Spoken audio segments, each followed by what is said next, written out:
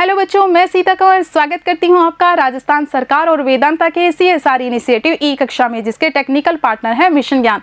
बच्चों, हम अध्ययन कर रहे हैं चैप्टर 2 के तहत मुगलकालीन भारत के इतिहास का, जिसमें हम मुगलकालीन जितने भी महत्वपूर्ण शासक हुए बाबर से लेकर औरंगजेब तक, उनका अध्ययन हमारी पूर्व की क्लास में कर चुके हैं। और अभी हम अध्ययन करने जा रहे हैं मुगलकालीन शासन व्यवस्था यानी मुगलकालीन प्रशासन के बारे में।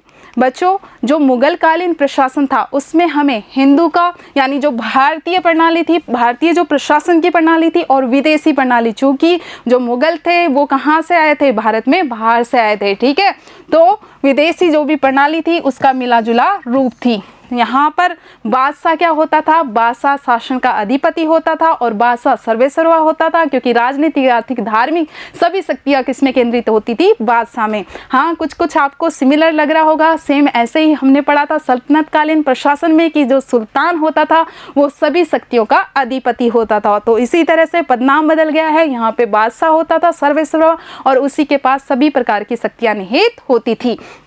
अब हम देखते हैं कि मुगलकालीन जितना भी प्रशासन था उसको कितनी इकाइयों में विभाजित किया गया था। तो मुगलकालीन प्रशासन में सबसे बड़ा तो वही साम्राज्य, जो पूरा क्षेत्र होता था, साम्राज्य को विभक्त किया गया था प्रांतों में। जैसे आज के समय में राज्य होते हैं, उस वक्त प्रांत होते थे जिनको सूबा भी कहा गया। प्रांतों को जिलों में बांटा गया और जिलों को सरकार के नाम से जाना जाता था, और जिलों को फिर किस में बांटा गया, परगना में बांटा गया। और सबसे जो नीची इकाई थी वो क्या थी, ग्राम। ठीक है, आज जैसा ही लगभग जैसे आज है राज्य हो, राष्ट्र है, राष्ट्र के अंदर राज्य, राज्य के अंदर जिले, जिले के अंदर तहसील, तहसील के अंदर गांव, कस्बे। ठीक है, सेम वैसे ही था, पहले साम्राज्य, फिर प्रांत, फिर जिले, फिर परगना और फिर ग्राम। हम एक एक करके संपूर्ण शासन प्रणाली का अध्ययन करते हैं कि केंद्रीय स्तर पर मुगलकालीन शासन प्रणाली कैसे थी, कौन कौन से अधिकारी थे। तो बच्चों, एक बात तो हमें समझ में आ गई कि केंद्रीकृत शासन व्यवस्था थी, जबकि आज के समय में कैसी शासन व्यवस्था है, आज के समय में है विकेंद्रीकृत, यानी शक्तियों को बांटा गया है। केंद्र की अलग शक्तियां हैं, प्रांत की अलग शक्तियां हैं, जिले की अपनी अलग शक्तियां हैं, यानी स्थानीय स्वशासन की अपनी अलग शक्तियां हैं। और ये बंटवारा किया गया है हमारे भारतीय संविधान के द्वारा। लेकिन उस समय में ऐसा नहीं था, शक्तियों का विकेंद्रीकरण न होकर के शक्तियां केंद्रीकृत थी। और शक्तियां किसके अंदर केंद्रीकृत रहती थी, बादशाह के अंदर। यहाँ आप देख पा रहे हैं बादशाह के अंदर सारी शक्तियां केंद्रित होती थी।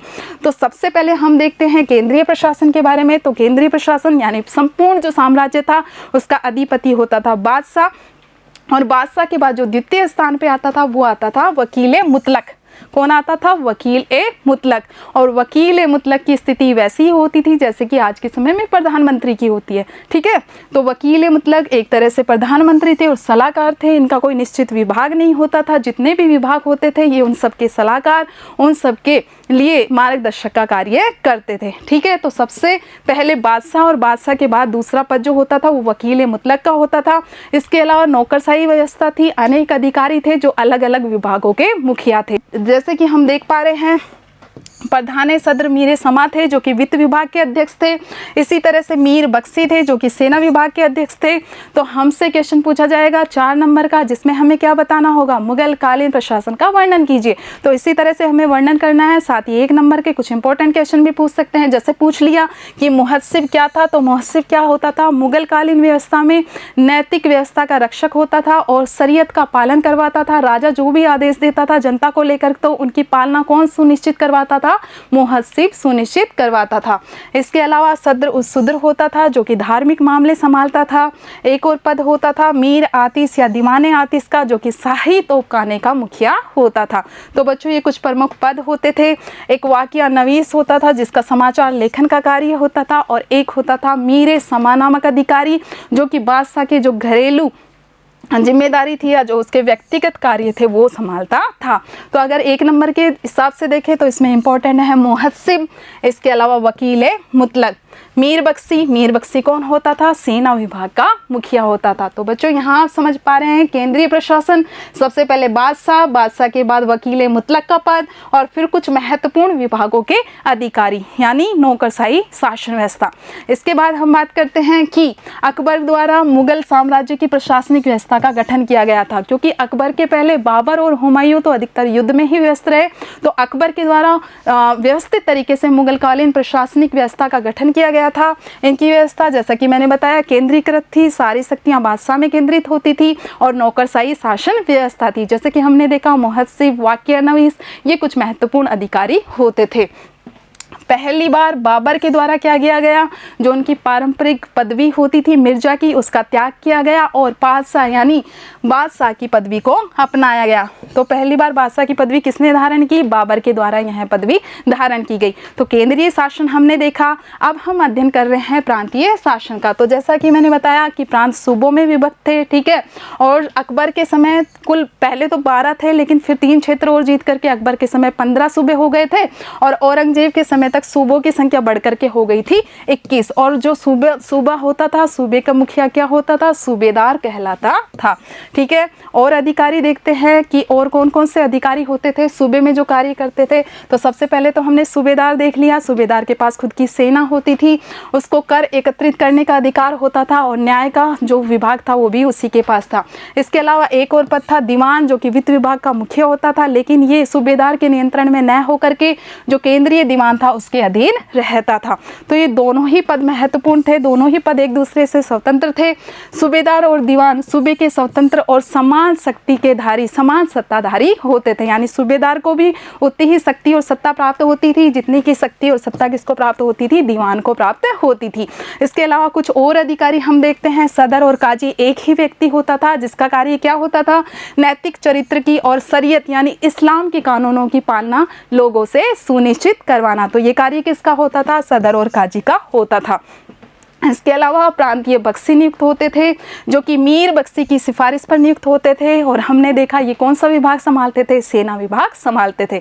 इसके अलावा सूबे में शांति व्यवस्था बनाए रखने के लिए कोतवाल का पद भी होता था। तो हमने देखे प्रांत में कौन कौन से अधिकारी होते थे।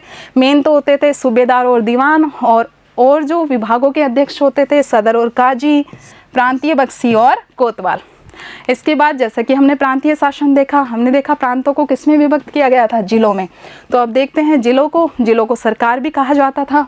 तो प्रत्येक सूबा कई सरकारों में बटा हुआ था और कौन कौन से अधिकारी थे जो कि किसकी, सरकारों की यानी जिलों की व्यवस्था संभालते थे। तो सबसे पहले होता था फौजदार, जो कि जिले का मुख्य सैनिक अधिकारी था। इसके अलावा अमल गुजार बहुत ही महत्वपूर्ण है, 1 नंबर में अलग से पूछ लिया जाता है। तो अमल गुजार जो मुगल कालीन जिले होते थे उनमें महत्वपूर्ण पद होता था। यह जो माल गुजारी था उसका एकत्रीकरण करता था, आय व्यय का हिसाब किताब रखता था। साथ ही जितनी भी आय इकट्ठी होती थी राजस्व के माध्यम से वो शाही खजाने के लिए भेजने की जिम्मेदारी भी अमल गुजार की होती थी। और अमल गुजार को उसके कार्यों में सहायता देने के लिए एक और पद होता था, वो क्या होता था, बितिकची का पद।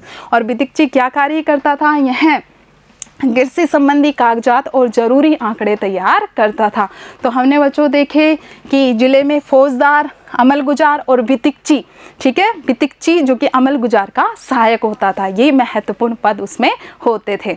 आगे बात करते हैं कि प्रांतों के बाद हमने देखा जिले, और जिले के बाद क्या है, जिले के बाद आगे परगने। तो परगने का जो मुखिया होता था वो कौन होता था, सिकदार होता था, जो कि संपूर्ण परगने की कानून और व्यवस्था के लिए जिम्मेदार होता था। इसके बाद आता था आमील या मुंसिफ का पद, और वह राजस्व निर्धारण करने का, कर निर्धारण करने का कार्य करता था, ठीक है। इसके बाद आया कानूनगो, जो कि पटवारियों का अधिकारी होता था और इसके द्वारा भूमि के संरक्षण का कार्य किया जाता था। इसी के साथ ही फौजदार या खजांची का भी पद होता था, जिसका क्या कार्य होता था, संपूर्ण परगने की आय का संचय करना। और काजी का पद होता था, जो कि मुकदमों के निस्तारण का कार्य करता था। तो हमने देखा कि सिकदार परगना प्रमुख होता था। इसके अलावा जो महत्वपूर्ण पद होते थे, आमील का पद, कानूनगो, फौजदार और काजी, जो कि अलग अलग विभागों का कार्य संभालते थे। अब सबसे छोटी इकाई ग्राम प्रशासन के बारे में चर्चा कर लेते हैं। तो ग्राम स्वायत्त संस्था होती थी, इसके प्रशासन का उत्तरदायित्व मुगल अधिकारियों का नहीं होता था, यानी पूरी तरह से ये मुगल के जो बादशाह थे उनके नियंत्रण से मुक्त होते थे। एक तरह से स्थानीय स्वशासन था ग्रामों में। गाँव का जो मुख्य अधिकारी था वह मुकदम या चौधरी कहलाता था, और मुकदम की सहायता करने के लिए जो पद होता था वो होता था पटवारी का पद। तो हमने केंद्रीय, प्रांतीय, जिले और गाँव के शासन को समझा। अब देखते हैं मुगलकालीन सेना के बारे में। तो बादशाह प्रधान सेनापति होता था। यह सेना जो होती थी मुगलकालीन सेना, ये मनसबदारी प्रथा, मनसबदारी व्यवस्था पर आधारित थी। और मनसबदारी क्या होती थी? मनसबदारी में क्या होता था? जात होता था और सवार होता था, यानी ये जात और सवार में विभक्त होती थी। अब जात क्या होता था? जात के द्वारा जो सैनिक होता, सेनापति होता था या जो अधिकारी होता था, उसको एक दर्जा प्रदान किया जाता था, एक पद प्रदान किया जाता था। और सवार के माध्यम से ये तय होता था कि उस व्यक्ति को कितने सवार रखने हैं, कितनी सेना रखने का उसको अधिकार मिलेगा। जैसे कि हमने देखा कि मान सिंह को बहुत ज़्यादा 5000 के लगभग मनसबदारी प्राप्त थी। तो बच्चों, आशा करती हूँ कि मुगलकालीन प्रशासन आपको अच्छे से समझ में आया होगा। एक दो बार आप इस वीडियो को बार बार देखेंगे तो चीज़ें आपको अच्छे से याद हो जाएंगी और समझ में भी आएंगी। धन्यवाद।